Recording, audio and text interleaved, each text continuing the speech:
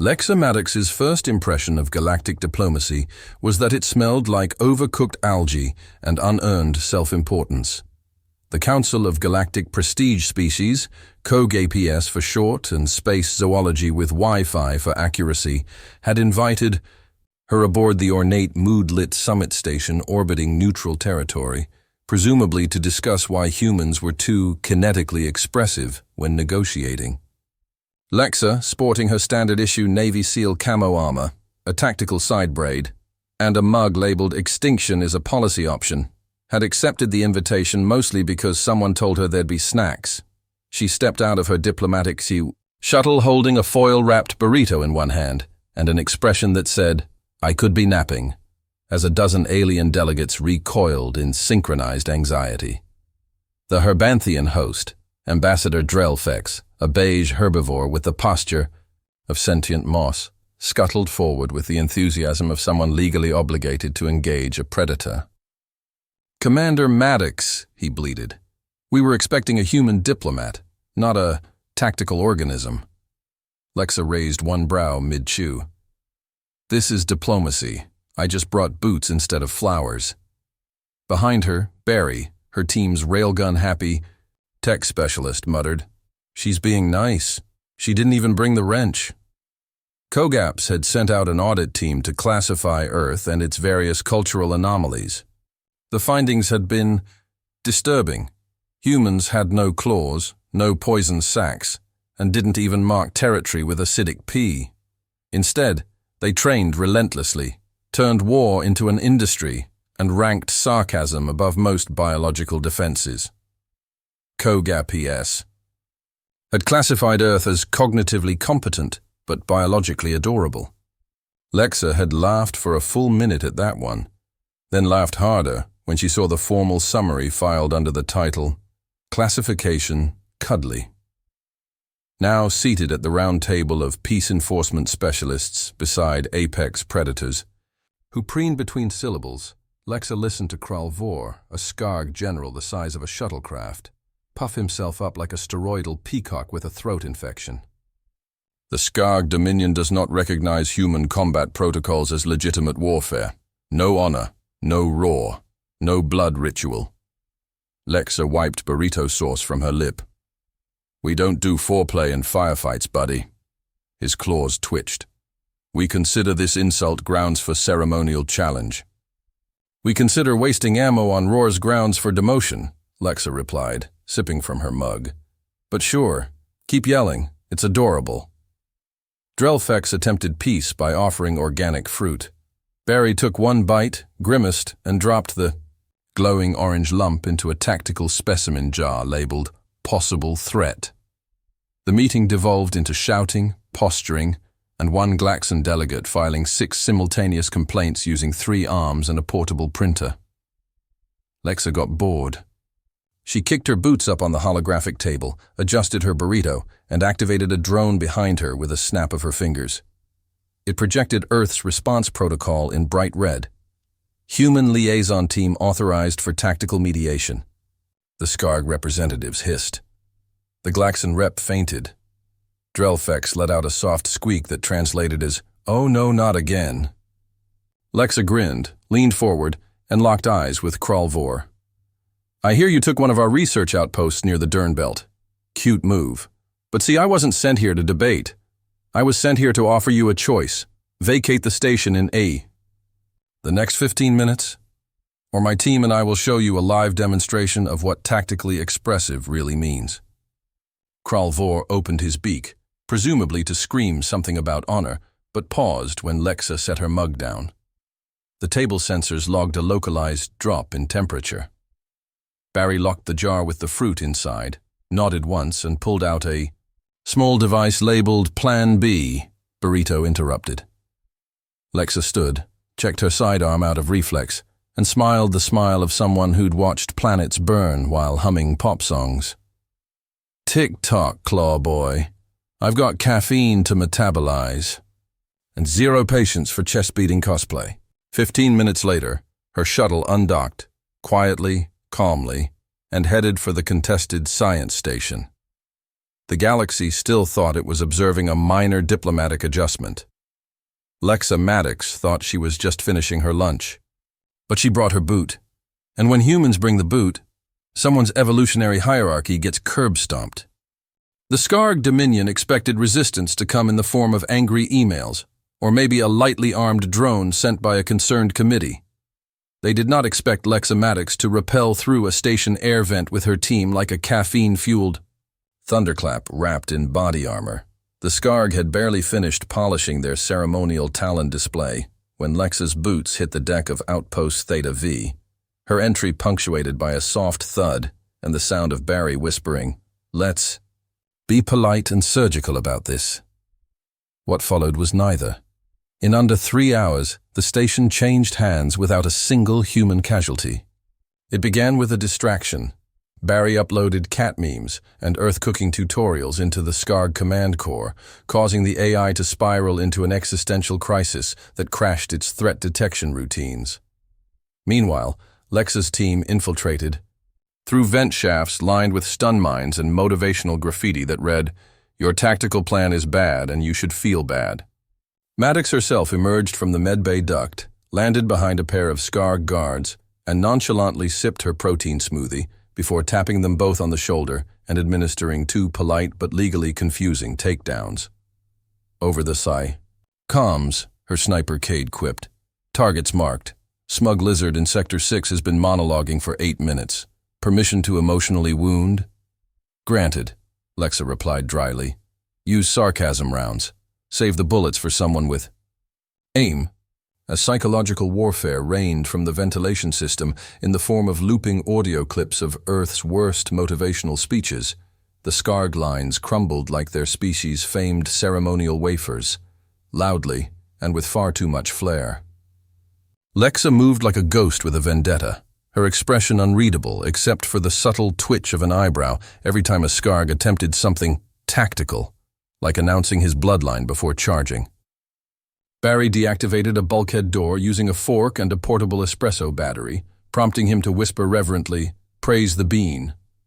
The Skarg commander on site, Sub-General Iraq, finally realized something was wrong when the station's EE lights flickered and were replaced with Earth Marine recruitment ads in 4K resolution. In a last-ditch effort, he activated the Skarg War Howl protocol, a sonic intimidation tactic banned by 5 galactic species for being too obnoxious and emotionally scarring to sensitive vegetation. Lexa simply activated noise-canceling mode on her visor and rolled her eyes. Cute. They brought a karaoke feature. Within the hour, she had subdued the command center, rerouted life support to force Skarg personnel into non-lethal stasis zones, and left a single transmission blaring on all frequencies. A cheerful human voice announcing, "This facility has been returned to its rightful occupants. Please exit via the designated humiliation corridors. Complimentary therapy vouchers available at reception." When the COGAP-ES monitoring drones reviewed the footage, they were horrified. Not at the efficiency or even the lack of lethal force, but at the style. Maddox hadn't just retaken a station. She had performed an interstellar roast session wrapped in Black Ops precision and seasoned with meme warfare. The Skarg leadership filed an immediate war grievance labeled, "Subject, the humans mocked our talons." COGAPs demanded a report. Lexa sent them a single file titled, "Mission Accomplished," attached to an image of her squad posing next to the Skarg war banner, which had been replaced with a hand-drawn sign, "Skarg Free Zone, now serving burritos." Kral Vor, back at Council headquarters, stared at the footage in stunned silence. "They didn't even break a sweat," he muttered. Drelfex quietly filed another emergency incident report titled, "Human Peacekeeping Methodology, Advanced or Sociopathic?" Meanwhile, Lexa was back aboard her shuttle, reclined in the pilot seat, nursing a fresh burrito and muttering, "That was diplomatic." Barry chimed in from the back, already welding a new drone together from Skarg Tech. "Sure was, especially the part where you threatened 3 species with creative inconvenience." Lexa didn't look up. "Wasn't a threat. That was me being merciful. Next time they get the full seminar. The galaxy didn't know it yet, but this was the moment when things shifted, not just militarily, culturally, linguistically, because now, across 1,000 systems, one word began to replace fear, strategy, and firepower in diplomatic playbooks: Marine. And under related terms, they quietly added Maddox.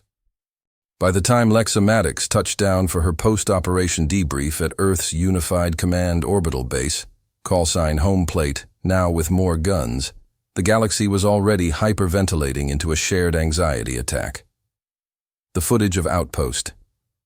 Theta V's retaking had gone viral on the galactic net faster than a wormhole-induced rash, sparking everything from praise to panic to poorly drawn fan art of Lexa threatening a scar with a mug of coffee. COGAPS launched an urgent inquiry into the human phenomenon known as the Marine Corps, only to discover, with the horror of a librarian opening the Necronomicon, that humans had a military culture not built around physical superiority, but obsessive training, aggressive adaptability, and something called boot camp, which appeared to be a torture ritual voluntarily repeated every fiscal quarter. The Glaxon Guild, horrified by this discovery, issued a formal apology for, once describing humans as manageable, the Skarg Dominion, nursing a wounded ego and several therapy-dependent commanders, began quietly reinforcing their borders while simultaneously ordering 10,000 copies of The Art of Marine Avoidance, a beginner's guide. Lexa, meanwhile, was not celebrating. She was annoyed, not because her mission had triggered what the Herbanthians called the age of tactical whimpering, but because some intern had replaced her espresso cartridge with decaf. She was halfway through filing her mission summary, coded, in a tone somewhere between bored threat and casual indictment, when she received a ping from Admiral Henley, the Unified Command's PR disaster wrangler and full-time suppressor of Earth's most charming war crimes. "Lexa," the Admiral began, her hologram flickering between amused and deeply concerned. "We have a situation." Lexa didn't flinch. "Is it diplomatic, explosive, or both?"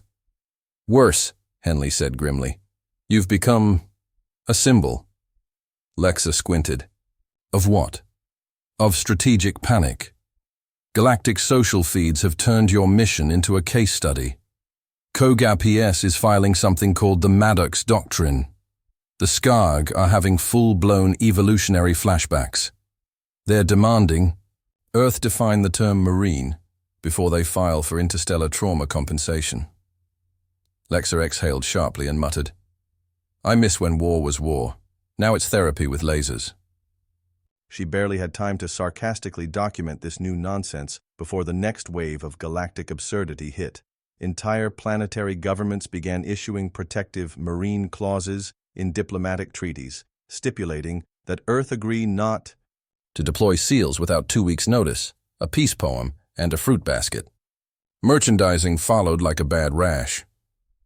Alien markets began selling plushies called Lexasauruses, complete with little tactical mugs and angry eyebrows. One Skarg bakery released a cookie named Boot to the Face, shaped like her boot print. Somewhere, a tourist liner offered Maddox-themed guided simulations where participants tried to survive a human negotiation. No one passed.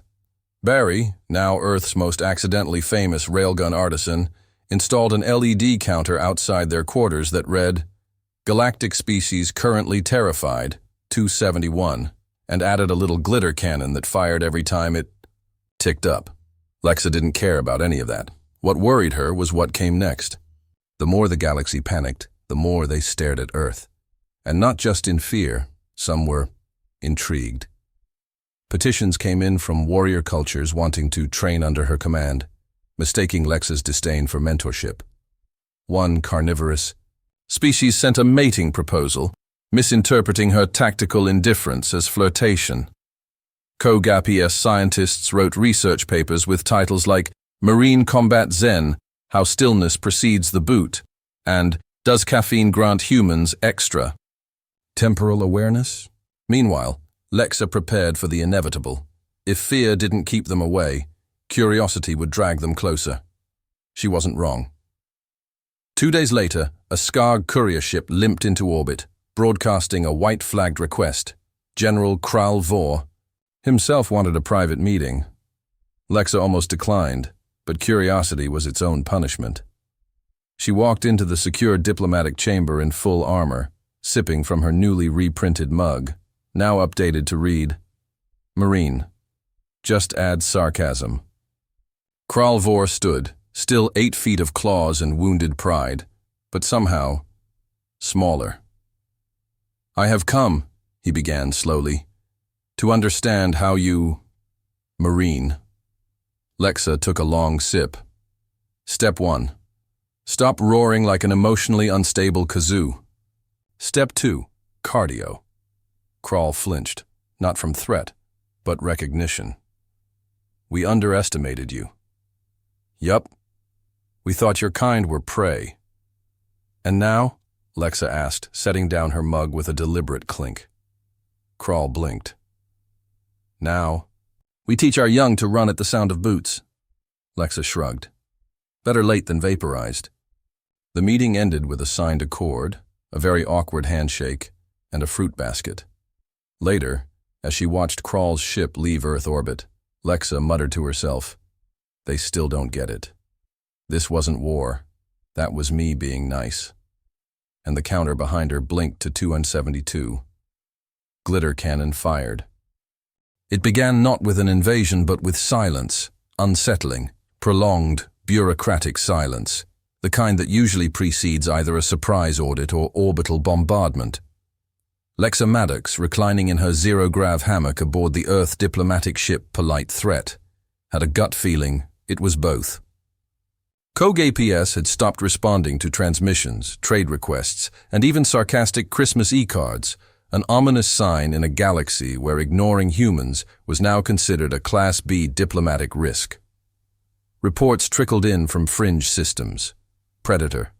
Species spontaneously surrendering in case Earth might notice them. Trade alliances rewritten with clauses that read, shall not provoke human retaliation, even passively, even by tone. The tipping point came when the Glaxon Guild attempted a preventative escalation, which was their polite term for deploying 12 dreadnoughts toward Earth's neutral colony of New Omaha. They didn't even get close. Lexa intercepted them halfway, not with firepower, though her ship was armed like an angry god with bad impulse control, but with a calm transmission. Please turn around. I've just finished cleaning my rifle, and I'd hate to get it dirty again. All 12 dreadnoughts turned around within 22 seconds. 2 of them reversed into each other in panic. Earth didn't even have to deploy Marines anymore. They just had to mention them. But as Lexa's reputation metastasized into galactic legend, some species now worshipping her mug as a sacred relic, something strange happened. Diplomacy actually started working. Not because the galaxy trusted Earth. No. No one trusted a civilization that drank boiling bean water and smiled during combat. But fear had given birth to a new concept. Cooperation. Predators who once roared at border meetings now whispered. Apex species began showing up to summits early. Galactic mercenaries quit mid-contract if the word Maddox appeared in the briefing. Peace deals were brokered in record time, mostly to avoid eye contact with the Earth delegation's coffee. Thermos. Lexa was now less of a person and more of a deterrent philosophy. Maddoxism, the doctrine of quiet threat through aggressive normalcy. It terrified everyone. And yet, they all wanted a piece of it. That's when the Herbanthian Concord, the shrieky herbivores with the moral compass of a golden retriever, nominated Earth to chair the Galactic Conflict Resolution Bureau. The rest of the galaxy, already suffering from collective anxiety and twitchy boot trigger syndrome, approved the motion out of sheer survival instinct. Lexa received the appointment mid-snack. Her response, "You're kidding. I don't even know." Answer emails. But command overruled her. And so she found herself seated at the high dais of the Galactic Senate chamber, in full armor, sipping coffee like a war deity doing performance art. When the Skarg delegation proposed a new clause, banning humorous aggression, Lexa replied, define humor. Then define aggression. Then try again. without crying. The clause was withdrawn.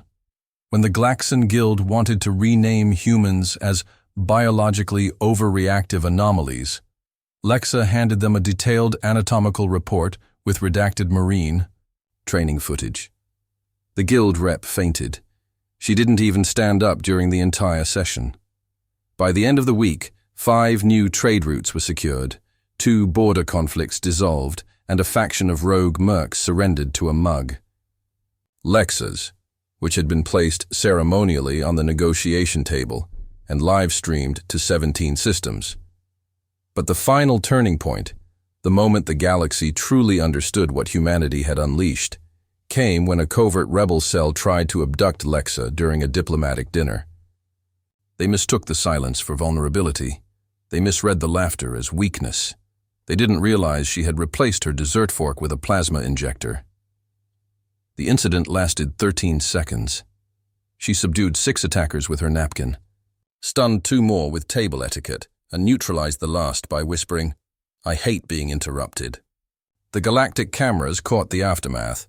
Lexa, entirely unfazed, calmly spooning creme brulee as alien security forces swarmed in. That footage was later declared illegal in 3 sectors for causing heart arrhythmia. From that moment forward, the phrase, "We'd prefer not to involve the Marines," was written into every treaty, alliance, and bathroom signage across the known galaxy.